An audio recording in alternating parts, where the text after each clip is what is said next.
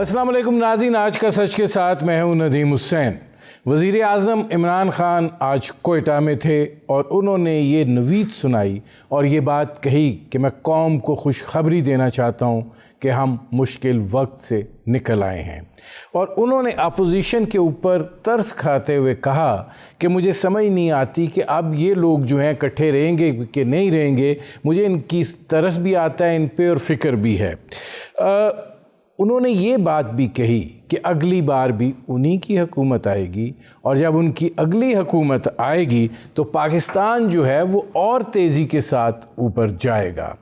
इधर अपोजिशन जो है वो जाहिर है कि हुकूमत जो भी फिगर दे रही है उसको वो चैलेंज तो कर रहे हैं, लेकिन बुनियादी बात यह है कि चूँकि पाकिस्तान की ज़राअत के अंदर 4 जो बड़ी फसलें हैं वो बहुत अच्छी हुई हैं, उसकी बिना के ऊपर जो है ये जो जीडीपी का ग्रोथ रेट है उसकी बात की जा रही है। क्योंकि अगर आप गंदम की पैदावार में सिर्फ 1 मिलियन टन्स का इजाफा कर देते हैं तो उसके नतीजे में 0.7% शरह नमू जो है वो बढ़ जाती है।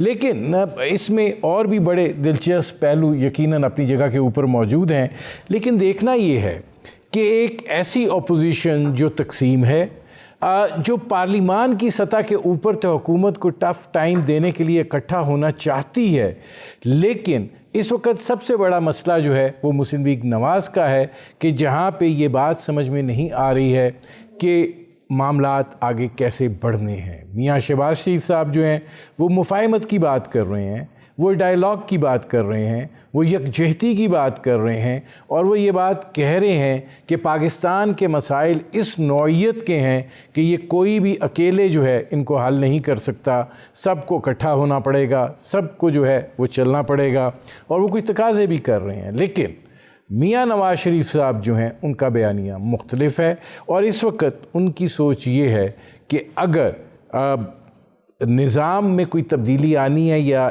इस हुकूमत ने गिरना है तो फिर इसमें साथ वो लोग भी गिरें जो इस हुकूमत को लेकर आए हैं। और यही वो वजह है कि जो खलीज है वो कम नहीं हो पा रही है। अब पाकिस्तान पीपल्स पार्टी जो है वो दूसरी जानिब ज़ाहिर है शाकी हुई है।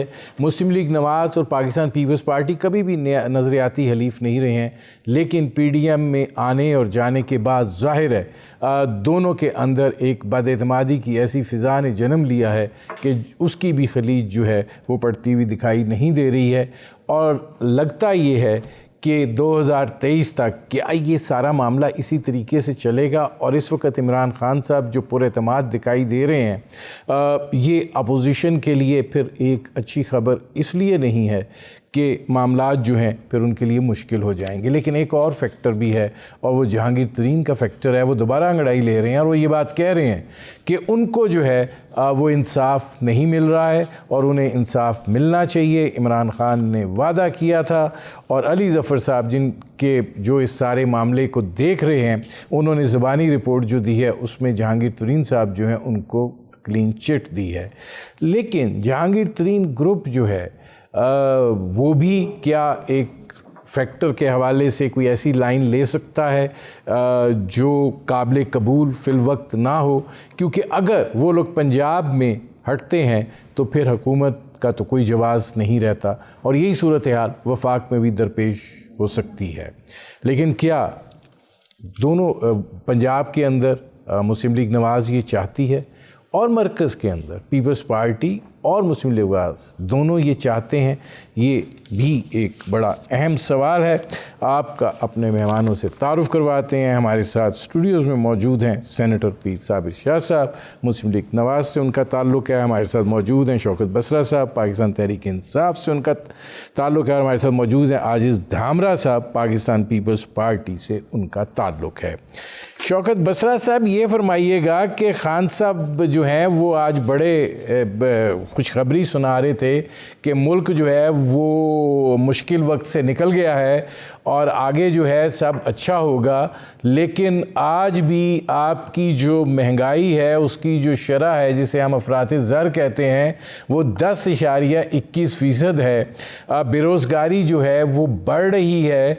और वैसे जो शरह नमू की भी आप बात कर रहे हैं, खान साहब खुद आज कह रहे थे पिछले साल 0.5% थी, तो अगर इस साल 3.94% को क्लेम किया जा रहा है तो -5 ने 1 होने में भी 0.5 रहता है, तो उसको भी ऐड कर लें तो ये 4.5% के लगभग हो जाती है।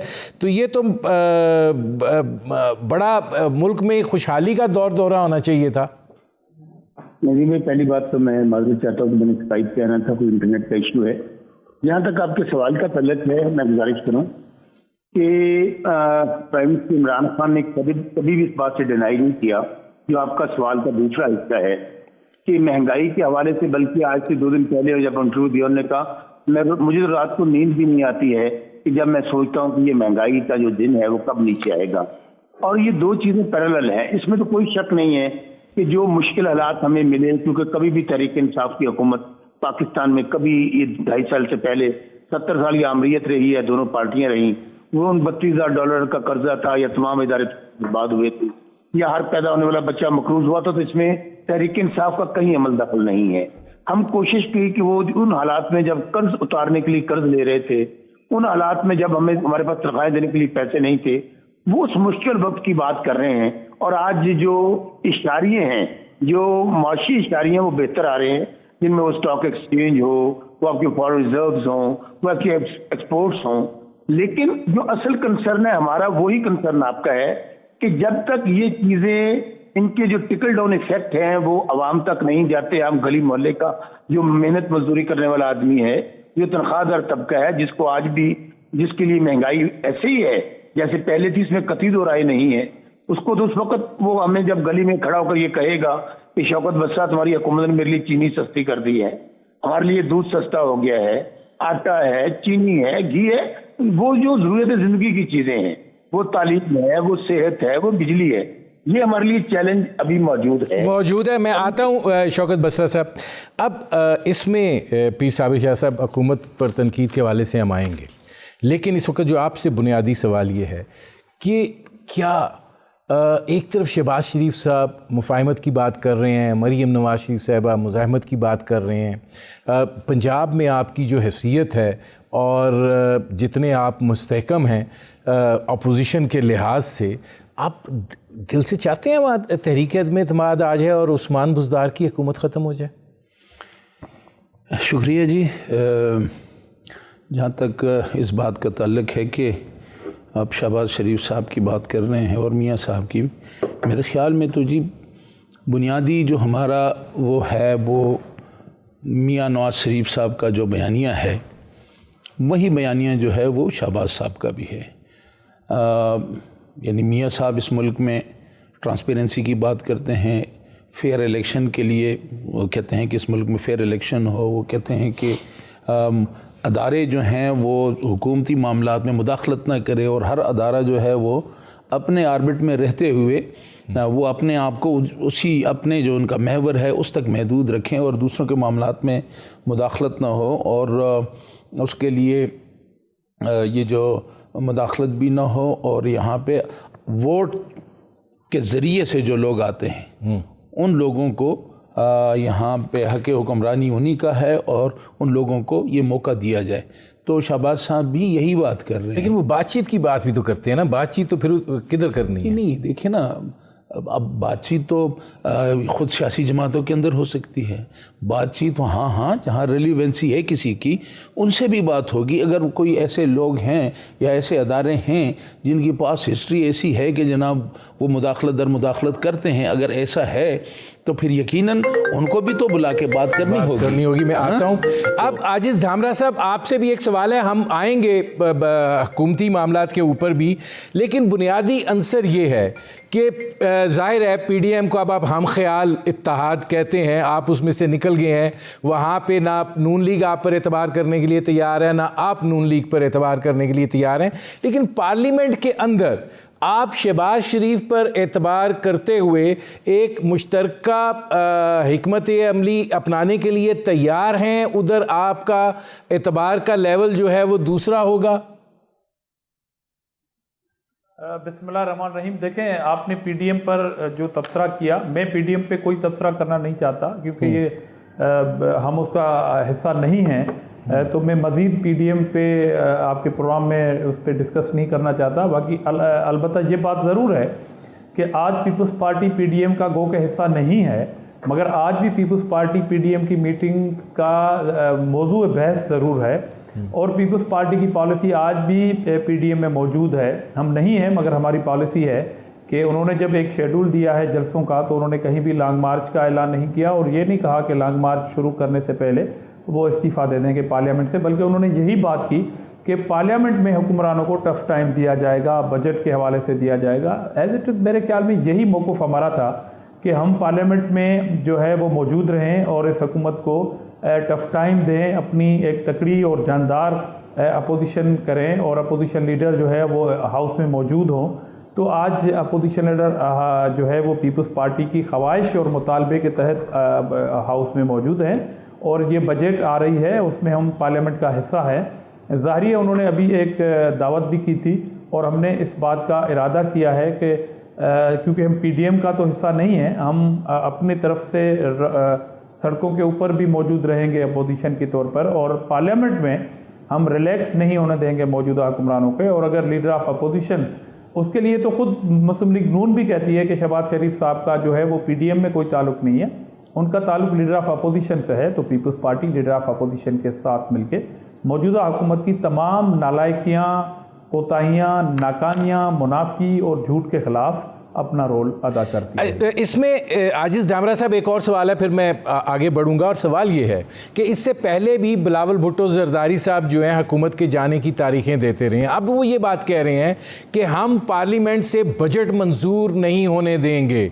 आप समझते हैं कि अपोजिशन जमातें जो हैं वो ये कर सकती हैं और इस हुकूमत को इस सूरत हाल से दो चार कर सकती हैं? किस बुनियाद पे वो ये दावा कर रहे हैं? वेरी सिंपल है। बिलावल भुट्टो जरदारी साहब की ये बात समझने के लिए कोई रॉकेट साइंस की ज़रूरत नहीं है। जब वो ये बात कर रहे थे तो पीडीएम का प्लेटफार्म मौजूद था और पीडीएम के प्लेटफार्म पे तमाम पॉलिटिकल पार्टीज थीं जो पार्लियामेंट में भी हिस्सा रखती थी और उसी तनाज़र में, क्योंकि पीडीएम की क़यादत ये कहती रही कि जी हम बोरिया बिस्तर गोल कर देंगे उनका, तो ज़ाहिर है तमाम पार्टियाँ फिर अपने लेवल पर भी ये बातें कर रही थी। और जब चेयरमैन साहब की बात और पीपल्स पार्टी की बात नहीं चल सकी कि जहाँ जहाँ आपकी अक्सरियत है, जहाँ पर हुकूमत को हम वोट ऑफ नो कॉन्फिडेंस से परेशान कर सकते थे, मगर वो बात हमारी नहीं चली, अब वो माजी का किस्सा बन गया, उस इतिहाद में हम नहीं हैं। कौमी असम्बली में जब शहबाज शरीफ साहब ये कह रहे हैं कि हम सीरियस हैं, तो पीपल्स पार्टी एक बार फिर 2 कदम आगे बढ़ के उस बात पे एतबार कर रही है और कह रही है कि जी हम जो है वो बजट पास होने नहीं देंगे।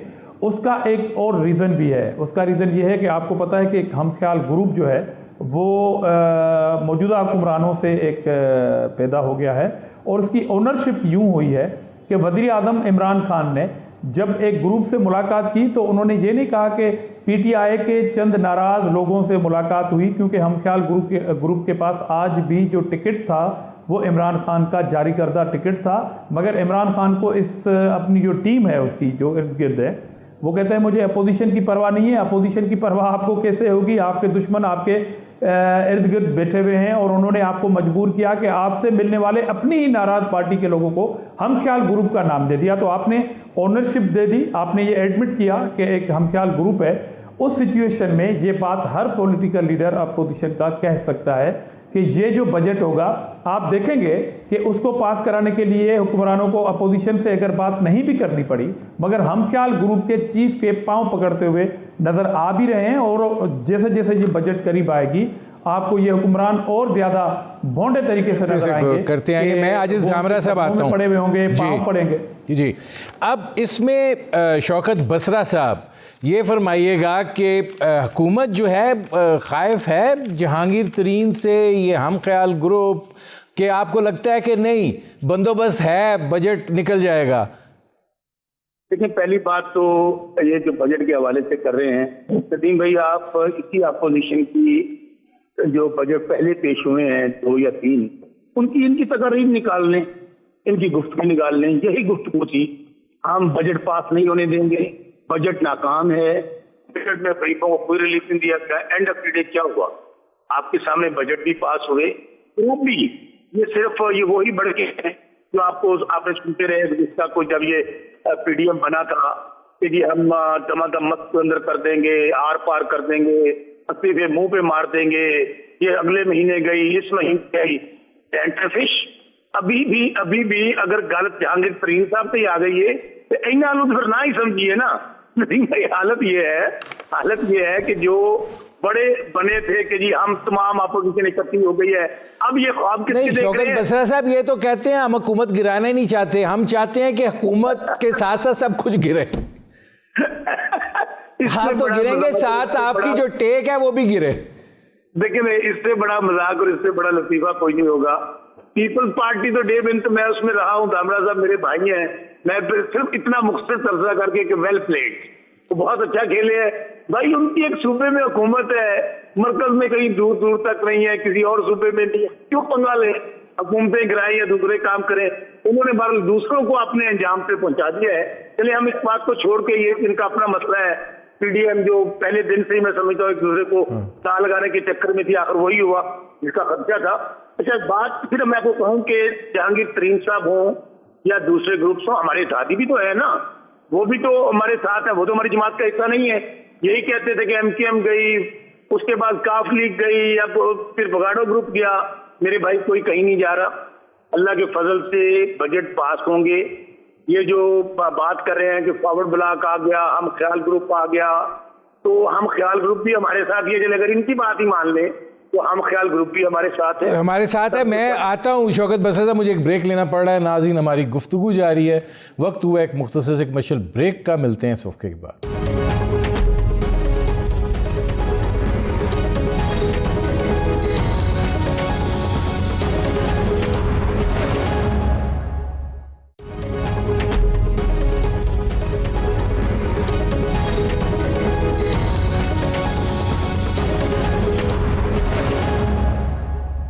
Welcome back.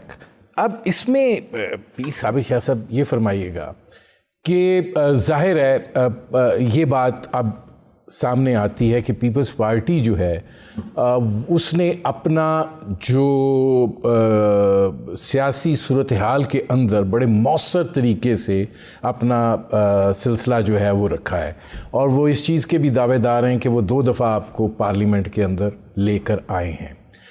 अब जाहिर है पार्लियामेंट की सियासत और सियासत दिखाई दे रही है और बाहर की सियासत और सियासत दिखाई दे रही है, लेकिन असल चीज़ ये है कि पंजाब के अंदर जो है वो क्या होता है।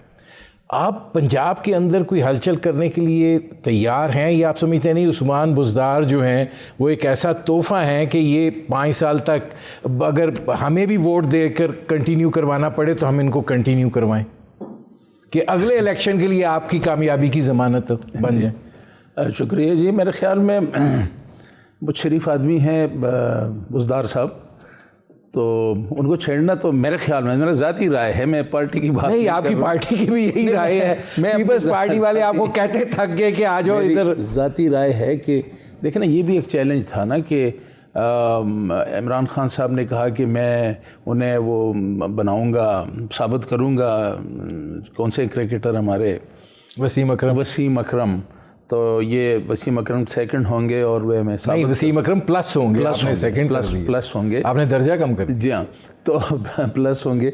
तो मेरे ख्याल में ये तो मौका देना चाहिए कि वो अगर दरमियान में आप रस्सी खींचते हैं। ये तो आपका बड़ा सियासी बयान है। नहीं, मेरा सियासी नहीं है, ये हकीकत है कि हमें उनके लिए दिल जो है वो खुला रखना चाहिए। बाकी रह गई बात जी हुकूमत की, हुकूमत के जो इशारे हैं, हुकूमत जो, और ये इसकी करामत मैं कहूँगा ना कि जो हमारे मिनिस्टर साहब आए, एडवाइज़र फाइनेंस हफीज़ शेख साहब, नहीं उसके बाद शौकत तरीन साहब, और उनके आने के मेरे ख्याल में 2 हफ्ते बाद आपके जो हैं वो इशारे जो हैं वो ऊपर चढ़ना शुरू हो गए।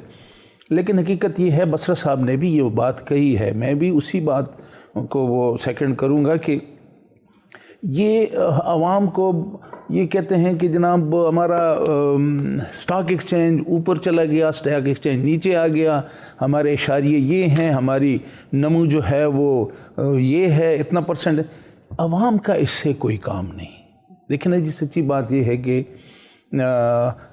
अच्छा, अब अगर आपकी इक्तिसादी हालत आपकी बेहतर हुई है तो इमीडिएट कोई हमें रिलीफ तो दें ना कौम को।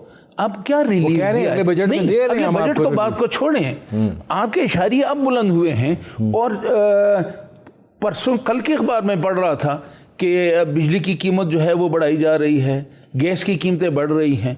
तो क्या ये है आपकी इक्तिसादी उसमें आपका रिलीफ आवाम को ये देंगे? आपके इशारिये बढ़ रहे हैं और आवाम का इशारिया जो है वो रोज़ बरोज़ जो है वो रूबा ज़वाल है। तो बात ये है जी कि हमें बड़े खुले दिल के साथ इस हकीकत को तस्लीम करना चाहिए, और वो यही है कि मौजूदा हुकूमत मुकम्मल तौर पे नाकाम है। और दूसरी जो ख़तरनाक मौजूदा हुकूमत जो काम की सबसे बड़ी कामयाबी ये है कि अपोजिशन जो है वो उसको बड़ी ज़बरदस्त मिली है, सहारा बनी हुई है हुकूमत जो है उस बस जैसी है उसको कुछ हो ना।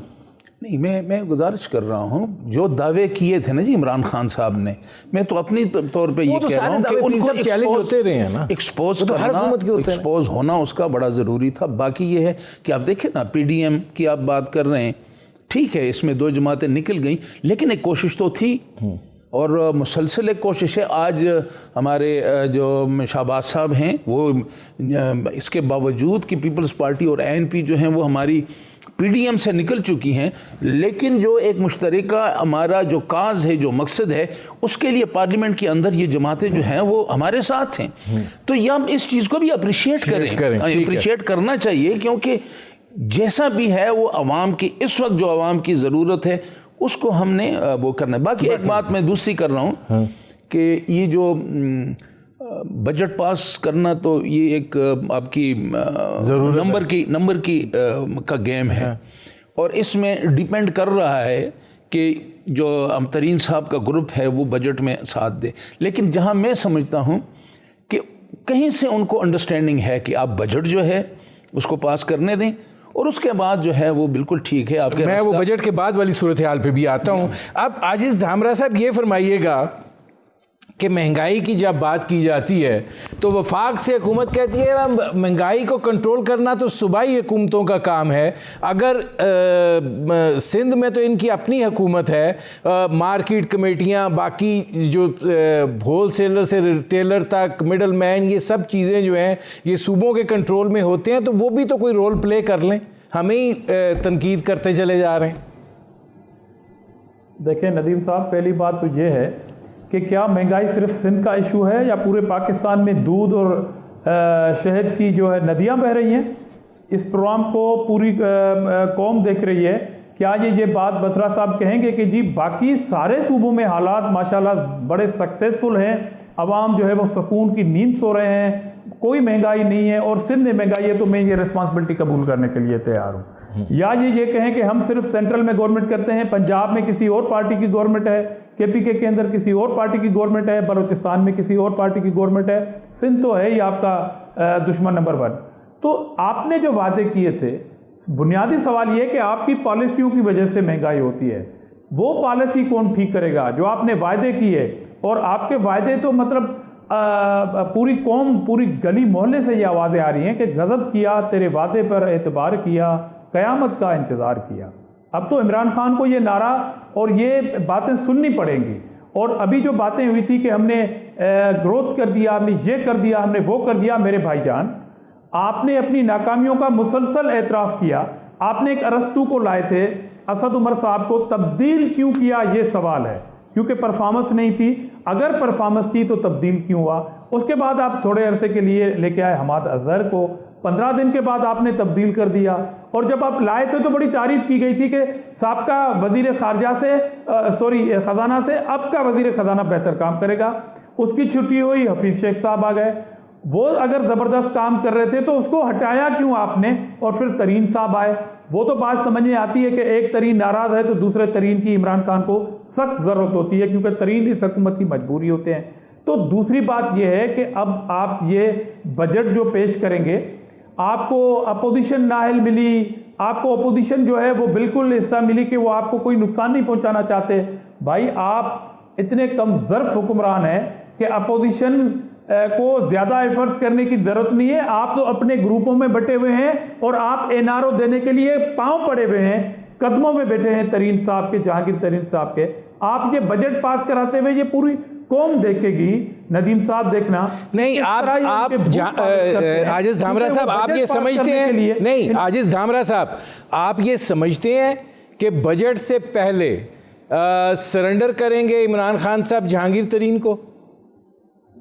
अरे भाई आप ये पूछ रहे हैं नदीम साहब, आप तो बड़े मजे हुए एंकर हैं। नहीं, मैं आपसे ज्यादा कौम से मैं आपसे जानना चाह रहा हूं, ज्यादा कौम से और क्या मजाक मैं बता रहा हूं। हाँ। इससे ज्यादा और इस कौम से क्या मजाक होगा कि एक ऐसा शख्स जो कहता था कि मैं सो कॉल्ड जो है वो इंडिपेंडेंट एहतसाब करूंगा, उस शख्स जिसका नाम इमरान अहमद नियाजी है, उन्होंने एक इदारे की जानिब से इन्वेस्टिगेशन चल रही है, एक शख्स के खिलाफ अंडर इन्वेस्टिगेशन है जिस इदारे का नाम है FIA, उसके खिलाफ 2 FIR हैं, वो अंडर इन्वेस्टिगेशन है, उनकी तारीखों पे तारीखें चल रही है।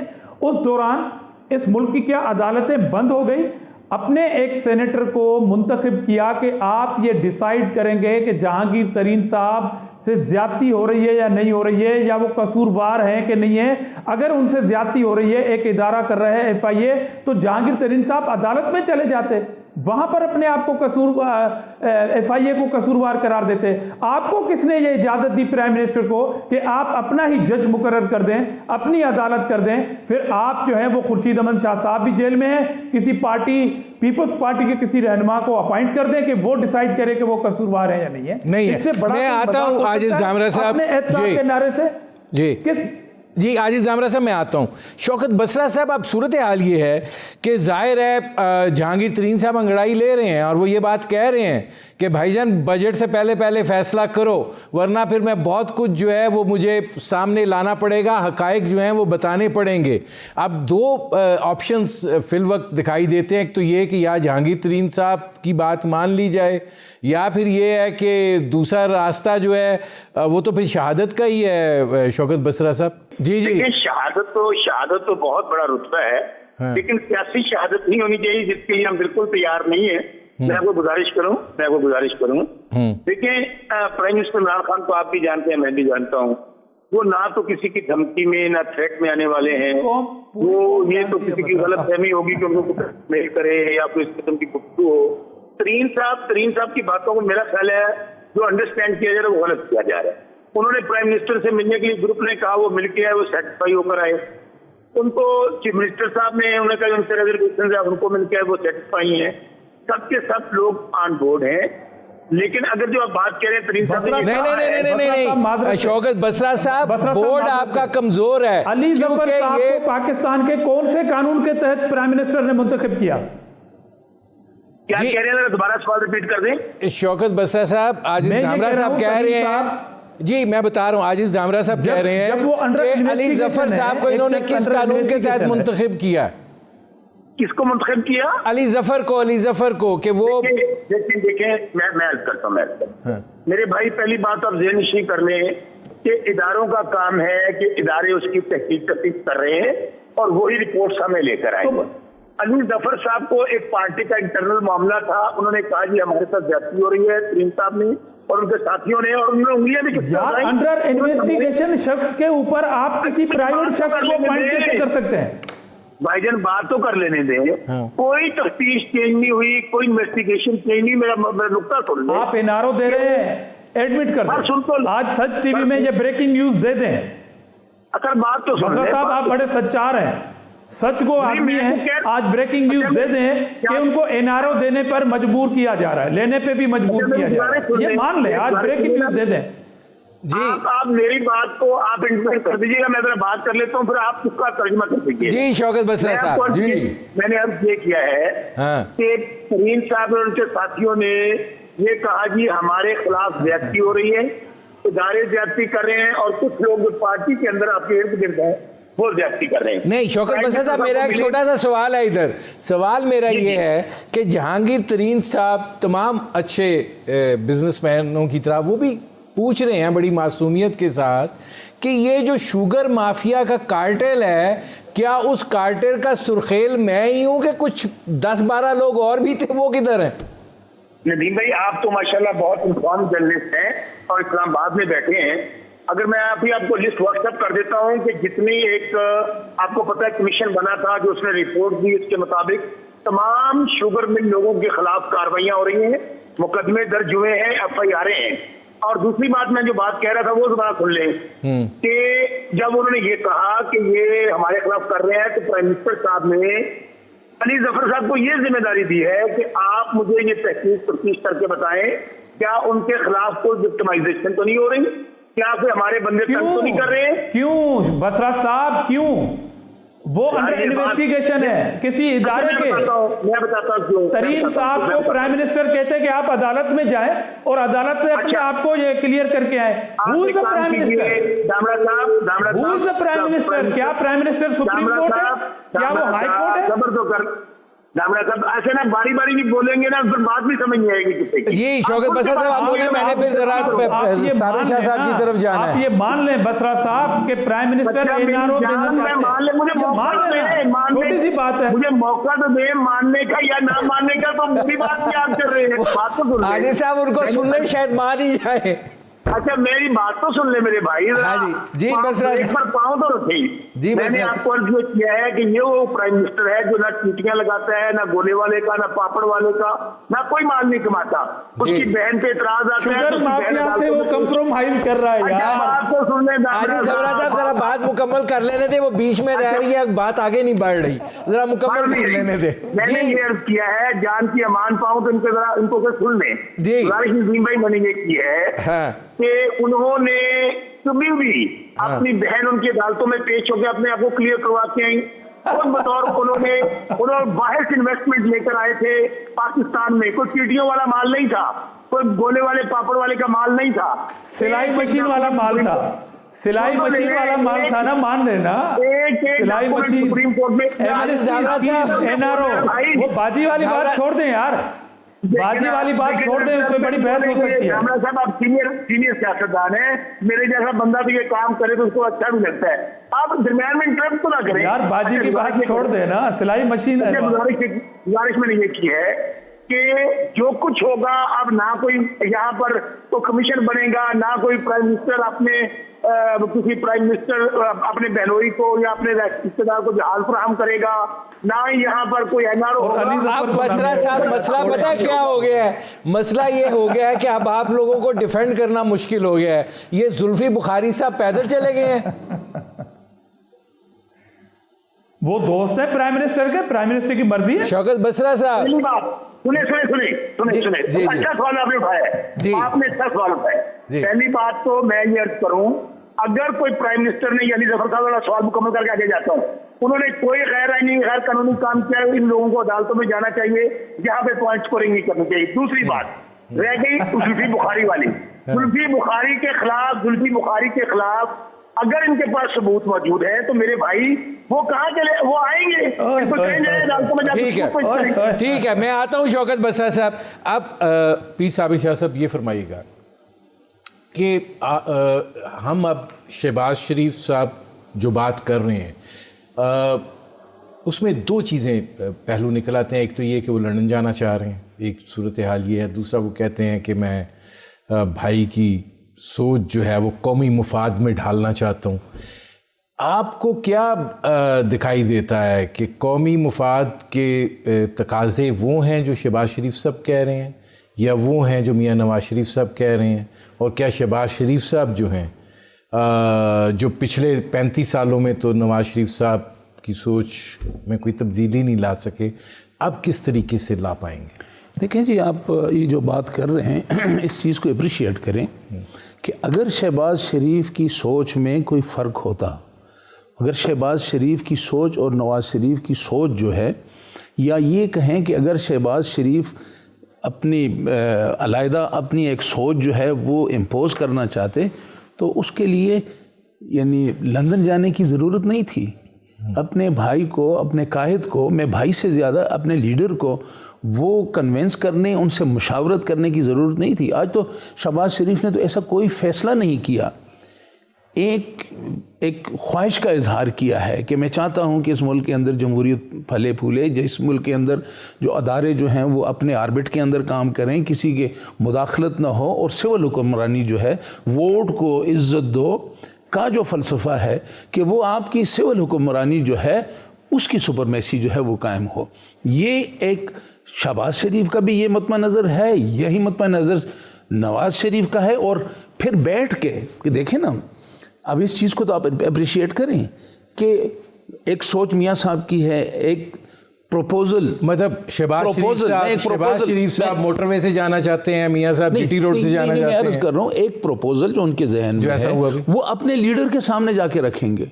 फैसला उस लीडर ने करना है। लीडर ने जो भी फैसला किया, अगर लीडर जो भी फैसला करेंगे, वो शहबाज शरीफ साहब ने भी उसी फैसले की पैरवी करनी है और पार्टी भी वही फैसला जो है वो पार्टी का फैसला होगा। लेकिन आप क्या समझते हैं वो फैसला पार्टी की मुस्तकबिल के हवाले से कितना सूदमंद होगा? मुस्लिम लीग नवाज़ जो है, जो अब बुनियादी तौर पे इस वक्त सेंट्रल पंजाब तक महदूद हुई हुई है, ज़ाहिर है जनूबी पंजाब का अपना एक तरीक़ा वारदात होता है और वो हर इलेक्शन में उस तरीक़ा वारदात पे ही चलते हैं। तो आपको लगता है कि इतना सूदमंद होगा कि आप उसको इंटैक्ट रख पाएंगे सूरत हाल को? देखिए जी, मैं आपसे एक गुजारिश करूं, सियासी जमातों को अगर आप इस्टेब्लिशमेंट के ज़रिए या किसी और ताकत के ज़रिए अब ख़त्म करने, अगर आप चाहेंगे कि पार्टी ख़त्म हो जाएंगी, हमारी हिस्ट्री है कि पार्टियां ख़त्म नहीं होती। देखिए ना, नवाज़ शरीफ को मुल्क बदर किया गया तो यहाँ पे यही तासर था मेरे एक जानने वाले कि जी अब नवाज़ शरीफ गया, अब वो मुल्क से बाहर, आपकी जमात ख़त्म हो गई, अब फिर वो आए, फिर जमात ज़िंदा हुई, फिर वो मुल्क के वज़ीर आज़म बने। पीपल्स पार्टी को ख़त्म करने के लिए इस्टेब्लिशमेंट ने क्या नहीं किया? जुल्फ़िकार अली भुट्टो को फांसी पे लटका दिया। उसके बाद जो है पे दर पे जो भी मुश्किलात उस पार्टी को ख़त्म करें, लेकिन ख़त्म नहीं कर सके। और ख़ुसूसन मैं मुस्लिम लीग की बात करता हूँ तो मुस्लिम लीग तो इस पाकिस्तान के नज़रिए की बुनियाद जो है वो उस बुनियाद को वो थामे हुए है। तो यहाँ से ये किसी की भी ये सोच हो कि जनाब इस मुल्क के अंदर हम मुस्लिम लीग को ख़त्म कर देंगे, या नवाज़ शरीफ ने जिस तरह इस पार्टी को जो इसकी जड़ें जितनी गहराई में लेके गया है, मैं समझता हूं कि ये बड़ा नामुमकिन है और इसमें सोचना पड़ेगा। देखिए ना, शहबाज शरीफ जो बात करते हैं, ये दूसरों को भी सोचना पड़ेगा कि क्या कब तक आप अवामी ख्वाहिशात को आपको चलते रहेंगे? आप नहीं को चल सकते। वक्ती तौर पे आप शहबाज शरीफ को 2 साल जेल में डाल दिया, उसके बेटे को डाल दिया, मरियम जेल में गई, नवाज शरीफ जेल में गया, आज हमारे शेखपुरा के जावेद लतीफ़ को आप जेल में ले गए। मैं आता हूँ लेकिन ये एक बात माननी चाहिए कि इस मुल्क के अंदर मुस्लिम लीग एक हकीकत है। दीगर जमातों की भी मैं ये करता हूँ, उनकी अपनी अपनी कैपेसिटी के अंदर वो उनकी हकीकतों को आपको तस्लीम करना पड़ेगा। मेरे पास चूँकि वक्त थोड़ा रह गया, आजिज़ धामरा साहब ये फरमाइएगा कि आप बजट के बाद कोई सूरत हाल के अंदर तब्दीली देखते हैं, या यही जो है हल्की फुल्की मौसीकी या कभी भारी मौसीकी का इस्तेमाल चलता रहेगा? देखिए नदीम साहब, हम तो शुरू से ये कहते आए कि हम रेजिग्नेशन पे यकीन नहीं रखते, क्योंकि जितनी भी कैपेसिटी में जितनी भी सीटें हमें मिली हैं, आवाम ने हमें मैंडेट दिया कि हम असेंबली में पहुंच के हुकूमत वक्त के खिलाफ अपोजिशन करें, वो तो हम ज़रूर करेंगे। और दूसरी बात, आपने बजट का जहाँ तक जिक्र किया, देखें अभी मैं फिर उस बात पे आऊँगा कि चलो बसरा साहब भी बता दें कि उनका ज़मीर इस बात से मुतमिन है कि एक इदारा जिस शख्स के खिलाफ कोई इंक्वायरी करे और बीच में प्राइम मिनिस्टर किसी प्राइवेट बंदे को, अपने नुमाइंदे को ये काम सौंप दे, और खुदा ना खास्ता अगर अली जफर साहब की रिपोर्ट सही होती है तो क्या FIA को ताले पड़ जाएंगे, बंद कर देंगे, वो शहजाद अकबर को गिरफ्तार कर देंगे और ये बात एक्सेप्ट करेंगे कि FIA पॉलिटिकल विक्टिमाइजेशन कहती है? ये बात आपके गले की हड्डी बन जाएगी, आप इसको फेस नहीं कर सकेंगे। तो जाहिर है इस बजट को पास कराने के लिए अभी जो आपको हुक्मरान और खुद प्राइम मिनिस्टर साहब इनके पांव पड़े हुए नजर आ रहे हैं, ये बजट पास करने के लिए बूट पॉलिश करते हुए नजर आएंगे आपको। तो ये तो जरूर मेरे पास आजिज दामरा साहब आखिरी 1-1.5 मिनट रह गया, मैं जरा बसरा साहब से भी बात कर लूं। जी बसरा साहब, आप क्या कहेंगे जो आजिज दामरा साहब बात कर रहे हैं? पहली बात तो मैं ये दुआ मेरी अल्लाह ताला से कि ये जो अब इस वक्त बेचारे बहुत फ्रस्ट्रेशन का और बुखलाहट का शिकार हैं, पहले ये दूसरे के खिलाफ पता नहीं हमें सिलेक्टेड कहते कहते एक लोग कहना शुरू कर दिया, माफिया मांगो, तुम सिलेक्टेड हो, तुम इलेक्टेड हो। अल्लाह ताला इनको हौसला दे, इनको सेहत दे और इनको सब्र दे। मैं इससे यही दुआ करूंगा। दूसरी बात, इंशाल्लाह ये माजी की तरह ये तैयारी रखें, अगले 5 साल भी इंशाल्लाह सही में ये तरीके इंसाफ के आप बूट पॉलिश करेंगे ना तरीन साहब के? अच्छा, वो मैं बताता हूँ। बूट पॉलिश आपको पता है अपना दामरा साहब वो तो कर रहे हैं, तो हम देख रही है, कर रहे हैं, सुन तो ले, वो तो आप कर रहे हैं ना, कर रहे हैं। बात तो सुन ले। बसरा साहब मान ले यार, आप सच को इंसान है, मेरे दोस्त हैं। दामरा साहब मेरे पास 30 सेकंड है, उनकी बात सुन ले। इसका मतलब है आपके सर सच बोल देना, दामरा साहब न्यूज़ चली जाए। दामरा साहब मेरे पास 30 सेकंड है, उनकी बात सुन लेने दें। जी बस don't take them serious Nadeem भाई, ये मेरे दोस्त हैं, मैं चाहता हूँ वो लीडर बन जाए पीटीआई में। सुबह शाम दोपहर यही नजर आता है कि इमरान खान आज चला जाए, कल चला जाए, लेकिन हमें यही नजर आता है कि वो बूट पॉलिश कर रहे लेकिन वो हैं। कहीं नहीं जा रहे। अच्छा ठीक है, मेरे प्रोग्राम का वक्त खत्म हो रहा है। बहुत शुक्रिया शौकत बसरा साहब, बहुत शुक्रिया आजिज दामरा साहब, बहुत शुक्रिया सेनेटर पीर साहब इरशाद साहब। नाज़रीन, आपने हमारे पैनल के शुरका की गुफ्तगू सुनी। अब तक के लिए इतना ही, इजाज़त दीजिए, अल्लाह हाफ़िज़।